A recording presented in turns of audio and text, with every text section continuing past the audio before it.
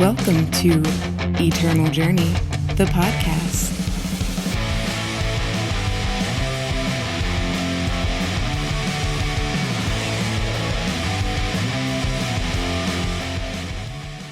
What is up, everyone, and welcome back for another episode of Eternal Journey, the podcast that talks about all things eternal with a focus on limited play. I'm your host, Jedi, aka Caesar the Crowd Pleaser, and this week for episode 24 of the podcast, we're going to be doing an in-depth, elaborate, expansive What's the Play episode. That's right. So it is the segment that I've been doing where I take a specific scenario of a game, and we can kind of discuss, and by discuss I mean me just kind of monologue it, what the various lines of play are, and try to improve on that and see which is the most optimal play. But before we get into it, let's do a little bit of housekeeping. I want to mention the YouTube channel where you could be potentially watching this as we speak, or by me, I mean me, is EJthePodcast on YouTube. That is right.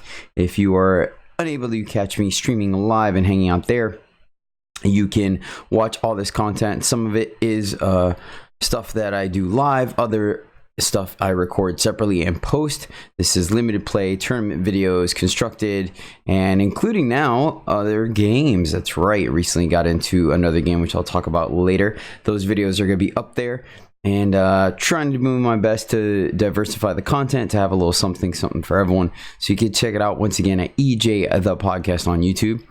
And as I mentioned earlier, you can actually hang out with me live. That's right, hang out with the gang, talk about some plays, talk about how your day is going and whatnot at twitch.tv/Jedi_EJ, where I stream live every Sunday, Monday, and Tuesday mornings. Finally, the last thing I want to do is take a quick moment to give a shout out to fellow content creators on Eternal, and this is the Eternal Struggle podcast with J-Meg and Tall Shark and Handsome. You might have heard me mention Tall Shark and Handsome before. He's been on the stream once or twice, as well as was one of the moderators or proctors for the commentators as well for the Opal Waystone Classic that I ended up doing a tournament a few weeks back. I believe I mentioned on the podcast. I listened to their podcast. Turns out I was a little behind because I listen to a lot of podcasts. Turns out that they actually gave me a small shout out because of my deck list and whatnot on the show. So I figured the least I can do is return the favor. Definitely check those guys out. They do mainly focus on updated content as far as like what's going on, current events, and constructed, but they're still worth quite a good listen. I enjoy them. So check them out. Once again, this is Eternal Struggle, the podcast. And then, as usual, quick shout out to the guys at Farming Eternal. They're awesome. Another limited podcast. I don't mind sharing the love. They put out some great content as well, focusing on limited play like we do. So yeah. All right, guys. With that, that's it. So let's jump into our pack one, pick one. And we got a doozy here. I say that, and I just randomly selected from the bunch of screenshots I have. So we'll see. All right, cracking open the pack. We have Blood Nurse, 1/1 Shaman for 1 and purple. Pay 2 and twist Blood Nurse to play a 1/1 Vampire Bat with flying and lifesteal. This card's not bad. It's come up if you have a way of adding some health to it and getting, somewhere between 3 to 5 vampires off it. It's pretty crazy, especially since they have lifesteal and evasion, so they have the ability to help you win a race scenario. Then we have Rallying Sergeant. This is the 4/4 Oni for 5 red. It has Onslaught plus 3 attack, so it becomes a 7/4. Pretty mediocre filler. Like, you'll play it. You're not excited about it, but you're not disappointed about it either. 5 drops are pretty interchangeable, I feel like. Next up, we have Muck Crawler. This is the 1/1 Ooze for 1 purple. And it is a 3/3 when you have a shifted unit. Yeah, I've not been impressed with this card or against it, so moving right along, we have Premium Svetya's Faithful. This is the 1/1 Soldier for 2 and a green. It has Warp and Onslaught +2/+2. So the potential of it being a 3/3 is not too difficult to do in this format, and the fact that it has Warp really helps put it over the top.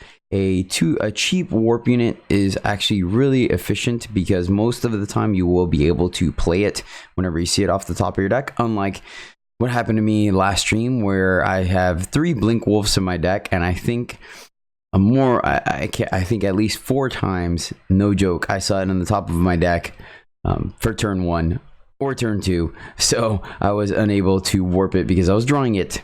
Yeah, but very often you're able to warp this out of the top of your deck and still make a play with the whatever is in your hand, which makes this guy quite valuable, especially being a 3/3 for 2. So yeah, that's a pretty good first pick. I'm okay with that.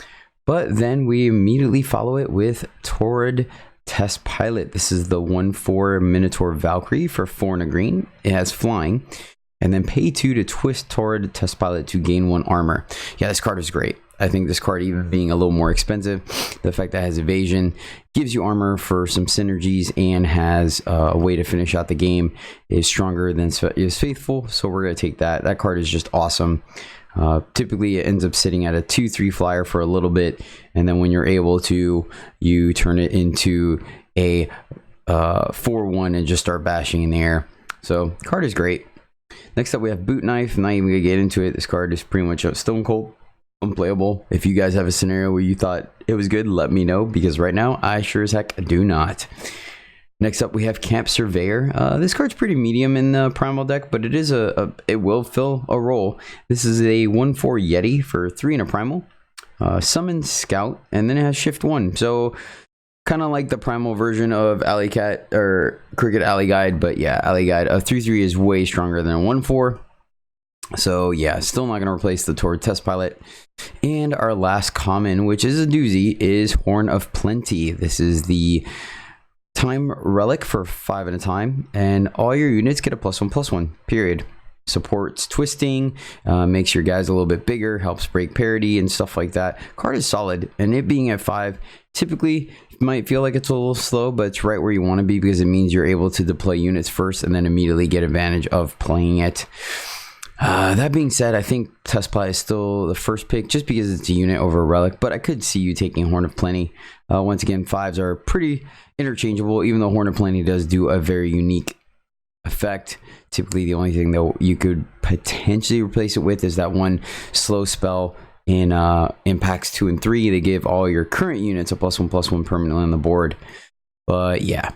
Moving on to the uncommons, we have Warning Jolt, which is a fastball for 1 and a primal. Deal 1 damage to each attacking enemy. Never seen this played.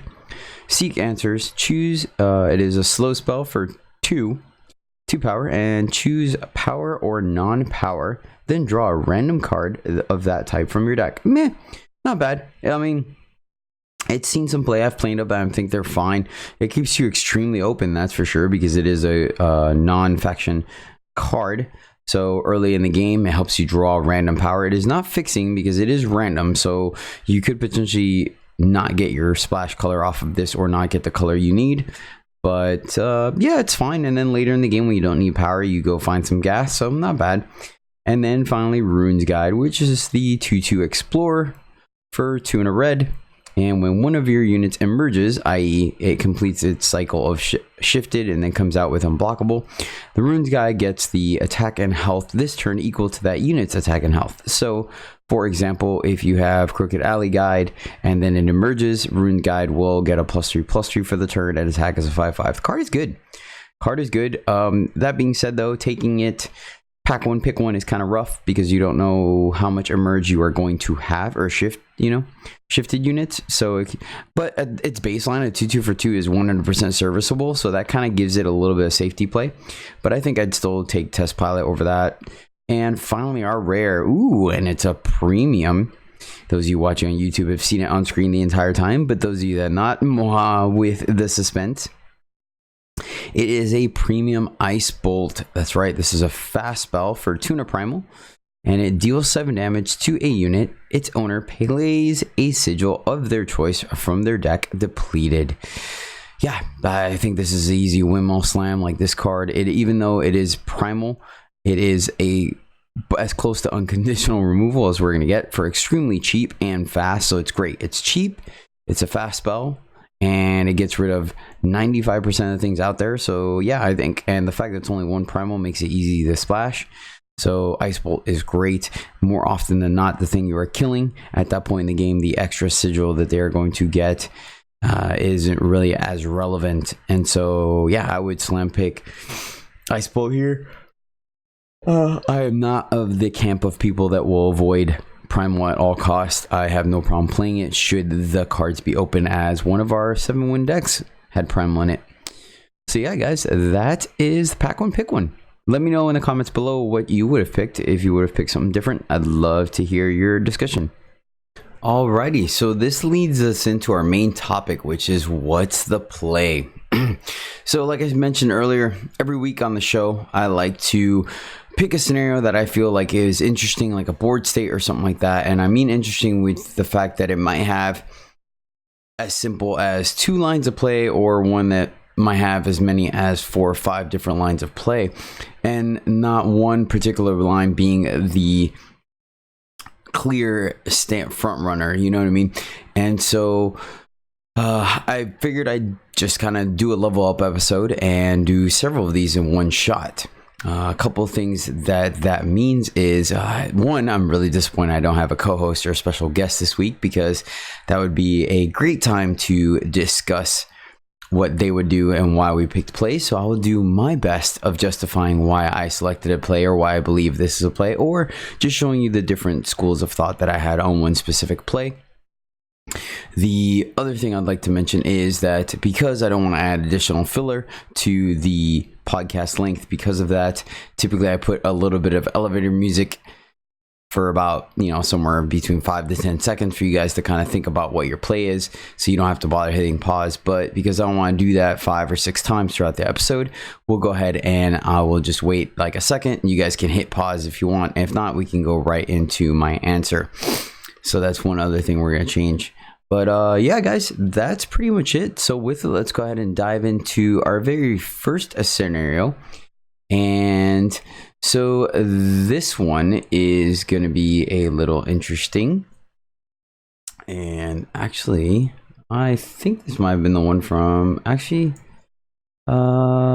yeah, this one sounds like the one from last week, so my bad. Go ahead and DX that, put the second one up. I was wondering why I had a slightly different screenplay. Okay, so this one, we are playing, it is, I'm not sure what turn it is, but I will describe the board state to the best of my ability and let you guys know, and then we will take it from there. So, our opponent is at 25 life.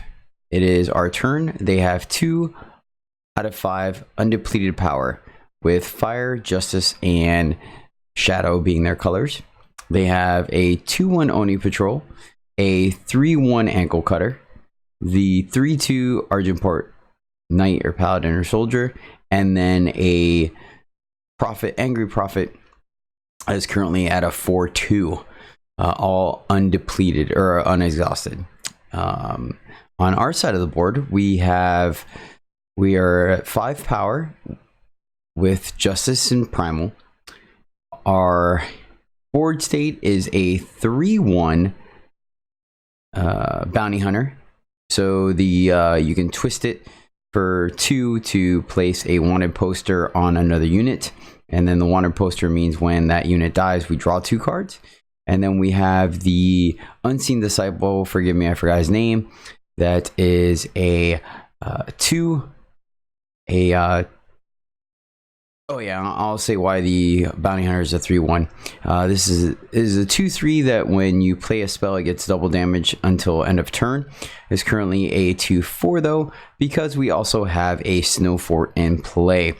So we twisted, if I remember correctly, I believe we twisted the Bounty Hunter once to place the wanted poster on the Angry Prophet. And then we're at 23 life. It is our turn. Our hand consists of Steward of Prophecy, which is the 4/3, 4 and a time Radiant, that when it enters the battlefield, you get to silence a unit in an opponent's hand. We have Horn of Plenty at 5 and a time. We have the Mithril Mace, the 3/4 relic weapon at 5 green. And we have a Fall Short, which is the fast spell for 2 and a green, and it destroys a unit that has no combat ability or combat abilities. Yes. So we're currently missing time, so that is a factor. It takes 2 of the cards in our hand out of the equation. So This one, so we have a couple options. Like I said, we twisted already last turn, placing the wanted poster on the 4/2 prophet. So we can play the Mithril Mace and then hope to get a pseudo 2-for-1 or 3-for-1 by immediately killing, let's say, for example, the 3/1 or the 3/2 or even the 2/1. But I would probably go for one of the 3 toughness units or 3 attack units, taking them off the board. It uses up all our power this turn. It's proactive, and then we essentially put our opponent in a position where if they want to take the mace out and not let us get a clean 2-for-1, then they are forced to attack with all 3 of the remainder units, potentially leaving up trades with our units or even profitable blocks, considering that our disciple is a 2/4. We could attack and see how blocks go, and then either follow up with the mace to clean up whatever's left, or use the fall short in mid combat to generate extra damage, or potentially, create a 2-for-1 scenario, etc., etc. And then we also have the option to wanted poster, twist the bounty hunter again, either putting a wanted poster on a different unit or a second one on the same prophet, and then using fall short, leaving 1 extra mana and potentially drawing 4 cards. Which, I'll be honest with you, I think I might have just came up with that line of play right now. So those are the 4 lines of plays, and then obviously we could just cleanly pass the turn back, leaving up fall short to see if our opponent attacks, does an all-out attack, and then we set up some favorable blocks, etc., etc. So those are the 3 lines of play that I see, and obviously if you're watching this on YouTube, you are able to see this clearly. In fact, let me try to zoom in a little bit, make it a little bit bigger. All right. So, yeah, now looking back at it, I honestly feel like probably twisting the bounty hunter again on the prophet and then using the fall short to draw 4 cards. So essentially gaining 2 out of the exchange and putting our opponent down a card might have been the best case, just because we're missing time, and so we are able to potentially draw more power. I believe what I ended up doing is what I said, the first play I said, we're playing the mace, killing the 3/2, making their prophet a 3/2 as well, and then forcing them to have to do something. It was a little bit vulnerable because of the fact that they could have potentially a pump spell, but oh yeah, maybe I think I might have actually gone for the ankle cutter. Reason being is I just wanted to play around them potentially having a flash grenade. I can't remember, but either way, that is the line of play I took. So yeah, let me know by all means in the comments below or on Twitter what your play would have been for scenario 1. Moving right along to scenario number 2 for what's the play. That's right, this one is a similar deck. I screenshot it a couple times. Some of these are going to be screenshots, some of these are going to be videos. So here, our opponent is at 19 life, 6 power. They are Combre, so just this time. 0 power, undepleted. They have a 2/5 recruit, exhausted, a 3/3 armor smith, the one that gives any weapons they play a +1/+1 active, and a 2/2 Roctodon that they just recently played and scouted with. On our turn, we have the 3/3 Yeti with the +0/+3 flying relic or weapon on it, currently undepleted or unexhausted, sorry. Our hand, we have 5 power, and we have 5 power Justice Primal, and our hand consists of Flash Freeze, the fast spell for 3 and a Primal, stun 2 units, 2 enemy units. Then we have the Crystal Dirk, the +1/+2 relic weapon for 1 and a Primal. We have Detain, -0, -6 fast spell, or I'm sorry, -6, -0. Wow, that was gonna be amazing. -0, -6, -0 fast spell for 1 injustice and a time sigil. So I saved this one because this is kind of one of those turn the corner type scenarios, which I've talked about before, kind of identifying on whether you're the beatdown or not. So in this deck, we are a little low on units, I believe, if I remember correctly. And so what I ask here is, you have a couple of things you could do. Our guy gets in the air regardless, and we are currently at a higher life total. So we have the ability to flash freeze their 2 bigger units and then continue to jam in there and whittle down their life total. Of note, we can also slap the Crystal Dirk in there to get in for 4 a turn, and we're trading 4 damage for 2, and we're ahead on the race. We also have Detain to negate an attack from an entirely unit. They also have 1 card in hand. I apologize, I didn't say that in the last scenario, but this one, our opponent only has 1 card in hand. We obviously have 4, and we have all our colors now. So that is the first option. We flash freeze, and then we start getting in there using it kind of an offensive flash freeze, but not to seal the deal, just to kind of get ahead. And then it buys us time where opponent can't attack us with the 7 power they have on the board. We can simply do nothing and pass the turn and see if they attack with everything. We can use Detain or whatnot to essentially potentially win combat. We can block, and if they have a combat trick, we have the Detain to negate it. We also have flash freeze. We could wait till their turn and then flash freeze their units. We can attack and wait to flash freeze, or we can not attack and wait to flash freeze. So it's not the most exciting play, but or decision tree, but it does lead us. Like I said, I brought it up because it is one of those scenarios where I believe I was attacking aggressively, and they just kind of played both. They attacked with their 2/5 and then played their 3/3 and their 2/2 on this turn and passed. So it was one of those where we were easily attacking, and now we had to make the decision on whether not to or not. The other side part as well is to whether we play the Crystal Dirk on our 3/6 flyer or not, making it a 4/8, essentially dodging most things except obviously Retribution. So that is something to consider. Not too much time spent on this one, but yeah, let me know. Would you guys keep jamming? Would you use an offensive flash freeze to hopefully draw into more gas? Yeah, let me know in the comments below. So that was scenario 2.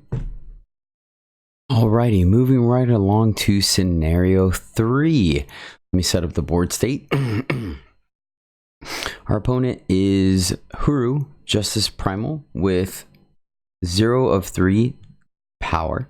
They're at 25 with 3 cards in hand. They have the 1/4 Yeti Scout, exhausted. They have the 3/2 Argenport Soldier, exhausted. And they have a 4/3 Serpent Scout or whatever, the flyer that when you infiltrate, you scout. It has not been triggered yet. Our board consists of just the Disciple of Sands or Time, or what, the 1/3 that ramps. It's currently shifted with 1 tick left, so it emerges next turn. We have a Wormstone Relic. We are at 18 life, and we are Combre, so 1 prime or 3 time 1 Justice Influence with 5 undepleted power. Our hand consists of Withstand, the 5 green fast spell that gives a unit +4, +5. Crap, I can't believe I don't remember right now. Pretty sure it's +4. Yeah, pretty sure it's +4. +4, and endurance. Yes, endurance, because they switched it. Watchful Amanera, the 2/4 for 3 in a time, that when you play a spell you get to scout for free. Death Strike, which gives one of our units killer for 3 in a time, and it is warp. The Steadfast Paladin, the 2/1 that does not take damage on or is invulnerable to damage on our turn for 2 and a green. Training Ground, which is 1 in a time to scout and create a 2/2 Disciple with endurance that goes into our hand for 2. And then the top of our deck has Blink, which is the fast spell that has warp for 3 in a time. You put a unit into its owner's hand. So that's our board state. And the reason why I like this one is this one has a ridiculous amount of play to it. First off, Withstand is off the table. We can't use it because we don't have our second Justice. But then here we can we can play Watchful and Manera and play Steadfast Paladin and take 4 in the air and let them infiltrate, right? We can play Watchful and Manera and trigger Training Ground to get the Worm and double Scout. We can play the Steadfast Paladin and leave Blink up. We can Blink now and see what we do after that. And we can Training Ground and then leave up Blink. The issue with Training Ground and leaving up Blink is the fact that it does let our opponent know something is up, because of the fact that it is not power efficient. Like, why it would take 3 total to play the Training Ground and then play the Disciple, so we wouldn't be able to Blink. So yeah, we have a couple of lines of play here, and I found it quite interesting because it was a matter of whether I was okay going down to 14 and letting our opponent scout. The scout typically isn't that important, but I think the fact that they are shy on power, i.e. we are at 5 and they're at 3, means they missed at least 1 power drop. No, never mind. I say that, but we could very easily be on the play, and we do have the Disciple, Devotee of Stands, to put us 1 ahead. So I take that back.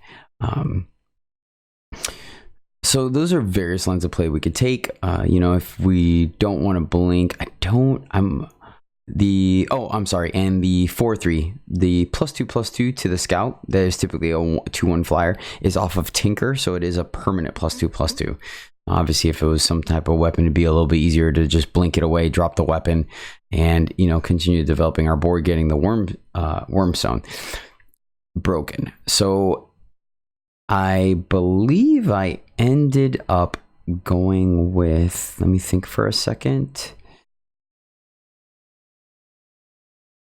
Actually, I'll be honest with you, I'm not really 100% sure. No, I did want to Blink. That's right. I think I did consider Steadfast Paladin Training Ground to... Yeah, no, because we wanted to Blink. That's right. So that was my line. The line I ended up taking... Sorry about that slight hiccup, guys. So I ended up using the Blink off the top. Pretty sure I waited till their turn, though. So I think I just played the Steadfast Paladin, waited till their turn, then played the Blink to potentially bounce their guy and eat up their turn. Yeah, and that was it. So we got the Scout. Or no, we didn't get Scout. And then that broke the Worm. And then we had the potential of playing Death Strike. Yeah. Okay, I need to stop screenshotting and do what I've been doing and taking videos. But either way, like I said, there's multiple lines of play that you guys can take. I do value Warp quite a bit because for me, it is almost like drawing a card if it isn't straight up drawing a card off the top of our deck. And the fact that we still want to hit our second Justice means that I'd rather get out of the way. It is a spell that triggers our Wormstone. So yeah, all those things led me to believe that blinking was best. Now, like I said, there is the argument of whether to do it now while the shields are down or wait till their turn. And then what our follow-up play would have been, because we could have potentially as well, we could have blinked now and then played the Training Ground, which was a little power inefficient, but we would have been able to scout the top card of our deck. When the Wormstone came in play, because of the fact that the Worm comes into play exhausted, means it doesn't really matter whether we break out on our turn or their turn, because it won't be able to block in combat anyways. In fact, I think I might have actually done that just to get the value off of Scout. And regardless, they were not going to be able to attack. And I don't think developing our board with a 2/4 and a 2/2 and taking a hit of 4 was all that valuable when we have a Blink. If we didn't have the Blink on the top of our deck, if it was like in hand, I would have probably just played more units to push, to develop a board state. But yeah, we ended up just blinking, and I think I'm almost positive I ended up Training Ground. If it was a slightly, just because the 1/4 cancels out our Steadfast Paladin. So yeah, guys, that will do it for scenario 3. All right, ladies and gentlemen, for scenario 4, we have a pretty good one. And I actually like this one because I feel like there's quite a few lines of play. So our opponent is on Skycrag, red-blue. They have 3 out of 5 power. They're at 16 life. They have a Sharpshooter in play with a +2/+2. I believe it's a Machete, so it's a 5/5 quick draw. They have an Eclipse Dragon in play that did attack. So it is exhausted. It is the 4/4 flyer with quick draw. Our side of the board, we're at 13 life. 6 of 6 power, 3 red, 2 time. We have a Devotee of Sands, a 4/6 Corrupted Behemoth, the 2/1 Blink Wolf, the 3/3 Ringleader, I believe. So it is the 3/3 for 4 Onslaught. Trigger, make a 2/1 Drifter, and then you can twist it for 4 to give another unit a +4/+0 this turn, if I remember correctly. And then like I said, the 2/1, and then a 2/2 Devotee, or not Devotee, the Herbalist, the one that you can sack to make a Secret Pages, right? And then in our hand, we have the Secret Pages, and we have the 3/3 Sharpshooter.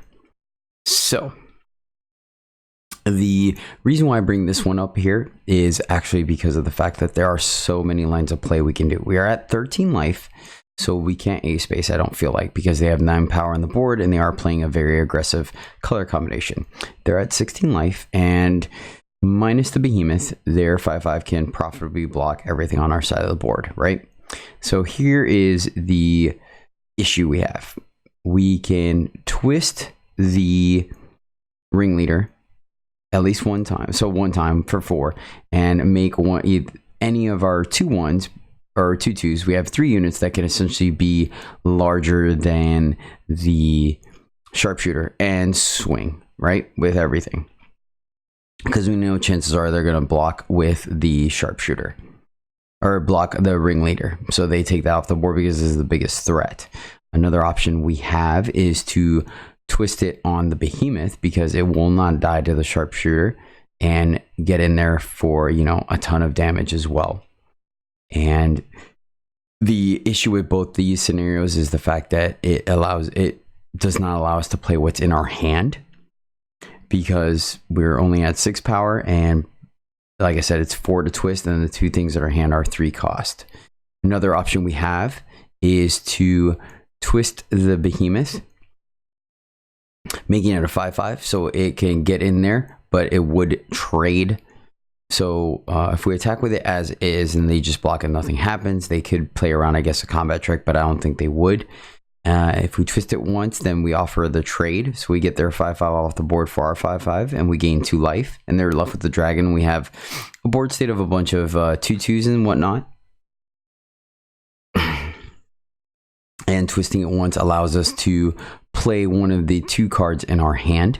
We can twist the Behemoth twice, making it a 6/4 and attacking. So we gain 4 life, negating a attack from the dragon. And if they block, they still take some damage, and they're still trading, our card for their card. So that's another scenario we could do. Another option is to swing as is, and they probably take out the Ringleader, and we get in for 5, 6, 7, 8, 9, 10, 11 damage, and then we play both the spells in our hand. The Sharpshooter could potentially block if they still have their Sharpshooter, and we have the Secret Pages up to hit our 7th power if need be. And finally, another option, which is the one I actually ended up taking, is that we twisted the Behemoth once, attacked with everything minus the Devotee, and then based on how they blocked, we then played our Sharpshooter. If there another option, I guess we could say, is to just pump up one of the smaller units like the Drifter and then attack, and then have them the option of trading, our silly 2-drop and our turn for their 5/5, or taking 6 damage as another option. And then, of course, obviously just pumping and A spacing with everything. So I like this scenario just because, like I said, there's various plays that are correct. I do think just straight A spacing, though, is the only one that's not correct, just because of the potential of being blown out. There is 9 power on the board, or 9 attack, where they could take us down to 5, and they do have a full turn of power to do something, as well as the 3 from the Eclipse Dragon. So I ended up just twisting the Behemoth once, attacking with everything minus the Devotee, and I did attack with the Ringleader, and sure enough, they blocked with the Ringleader, not offering the trade, which might have been incorrect. I looking back, I think I should have actually kept the ringleader back and just attacked, and it would have either they would have traded with the 2/2 or taken the behemoth. Either way, so we missed there. They took a 5 additional damage. They went down to 5. So yeah, that's scenario 4. Let me know what you guys think. So for our 5th and final scenario, or what's the play? Let me set the scene. I'm actually going to tell you guys the turn before this, just to kind of help a little bit. So our opponent is on Xenon Time Shadow, 18 life, 8 power. They have a 3/4 flying flickerling, a 5/4 twin brood sauropod, the 2/4 I forgot what it is, but when you gain life, it gains a +1 attack and flying. A shifted devotee, through the 1/3 give you additional power, and a 2/4 Amanera. Our side of the board, we have a 7/7 trumpeter that was silenced. We have a 1/4 towered test pilot that was also silenced, and then a 3/3 war wagon that is shifted, which I believe is what's giving the trumpeter the plus, making it a 7/7. So the trumpeter is a 4/4, and then the wagoneer is giving it, or the war wagon is giving it a +3/+3. We were at 9 life, and our opponent attacked us. We have in our hand a flash freeze, or a flash grenade, and a frost wave. So our opponent attacks, and we decide that we want to get maximum value of our cards. So, but we are at 9 life, so we just chump block the test pilot, or the twin brood with the test pilot, leaving both the flash grenade and the frost wave in our hand. So we go down to 6. Our opponent had no cards in hand, so they passed the turn. So taking that same scenario, right now we have the 7/7, we have the 3/3. We are at 6 life now. We have 6 undepleted power. We have flash grenade, which is the fast spell, -2/-0 to all enemy units and weapons. We have the frost wave, which is 1 in a blue fast spell, stun an enemy unit. You pay an additional 3 to, or as amplify, pay 3 to stun an additional unit. We have the hunting Teriax, the diving Teriax, the 2/4 flyer for 6 and a primal, and then onslaught, it deals 2 damage to something, either a player or a unit. And then we drew a primal sigil. So yeah, what's the play? And so for me, here are all the options we have. We can, obviously I want to attack. Reason being is I want to take advantage of the 7/7. I feel is the one of the few ways we are going to win this game. They are top decking, but just developing our board just kind of feels like it's not going to quite get there for me. So I can't remember what our outs were, but I decided that attacking was the correct thing, taking things off the board, because they have more units than we do. So they are going to get in damage one way or another and start depleting our life total. So for me, we have, let me just go over the options. So option A, we play the primal sigil, play the Teriax without onslaught, and then we have a 7/7 back to block their sauropod, and we have a 2/4 to block their 3/4 flyer, right? And then if they top deck a combat trick or removal spell, etc., etc. So that's the baseline. We have flash grenade up and frost wave should we need to react at fast speed. That's option 1. Option 2, we simply pass the turn, or play the power and pass the turn. And then we have the option of stunning 3 of their things on their turn, taking up our entire turn, but frost waving is an option.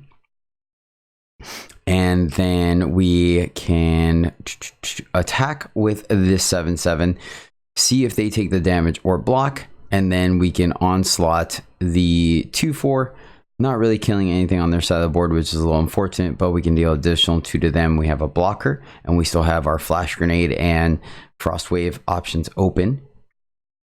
And yeah, that's actually, those are it, I believe. So I bookmarked this. I wonder, but either way, there is some considerations because they are top decking, so we have to figure out what our options are. Let me know if you guys see any other options that you could do. I decided to once again attack, seeing how I didn't feel like just sitting there and waiting and allowing the top deck was a good way to get there. Oops, sorry, I turned the volume on. And then I felt like it was more proactive. Oh, actually, I take that back. Yeah, so I attacked, took one guy out, and then I actually did leave the frost wave up. And so drawing the power, I think, is what made the difference. The fact that I could frost wave all three of their units, buying us a ton of time, was the option I went through. I apologize for that. That seemed like the better play. Yeah. So that's exactly what ended up happening. Actually, frost waves all three of their guys. They didn't play anything, so then I attacked for 7, taking him down to 11.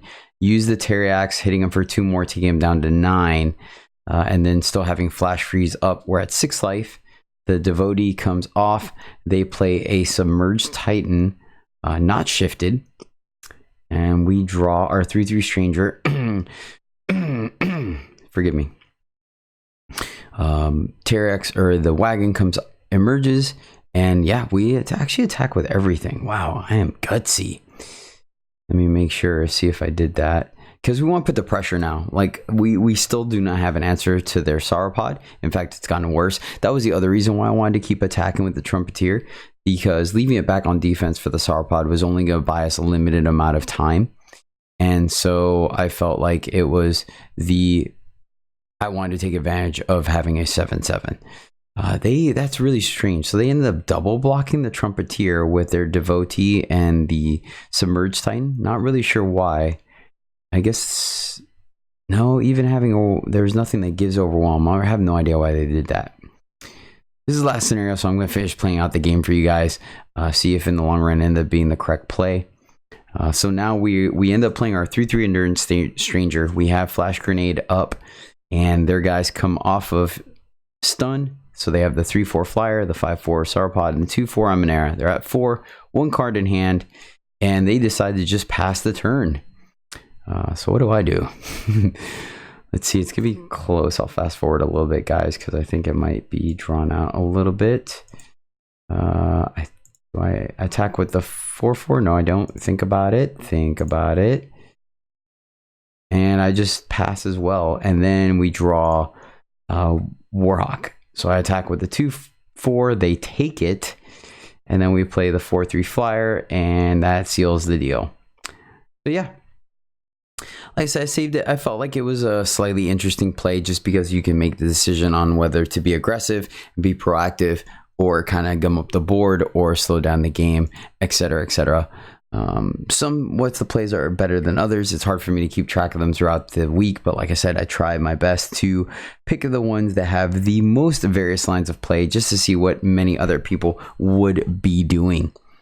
But yeah, guys, that's going to do it for our main topic, which is what's the play. Please, please, please let me know on Twitter or email me or in the comments below if you're watching this on YouTube, what you felt about this podcast, or this episode. If this is something you want to periodically see from time to time, if you want me to try to do it, but have a guest on the show to discuss these plays with me, or no, it stunk and I don't ever do it again. Let me know. I think it's exciting. I like to explore new things and get your feedback. Love to hear from you.